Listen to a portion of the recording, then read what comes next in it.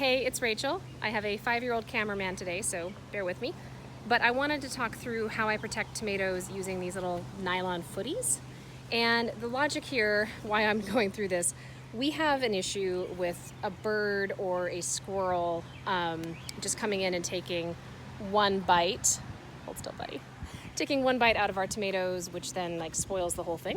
And so I found that when you cover them with these little stretchy footies, you don't have that problem. I think it's, the texture confuses insects. I think the visual color confuses birds. So for whatever reason, this does work for me.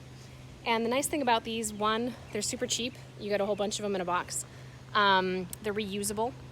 And then they stretch as the tomatoes grow. So I put them on when the tomatoes are still pretty small and in the green stage. They also allow air and sunlight to come through, so they don't hinder in any way with the growth or ripening of the tomato. So for all of those reasons, I really do like to use these. So let me do a little close-up here of how I do it. Come on in, bud. Okay, so take your footy and you stretch it out.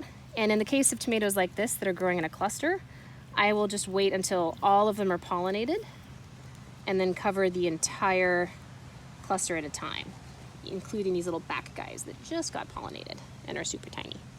So that's how I do it for the ones that are cluster. And then for larger tomatoes like this, where it really wouldn't cover this entire cluster, also these tomatoes are gonna get big, I will just go through and cover individual fruits at a time with these little footies.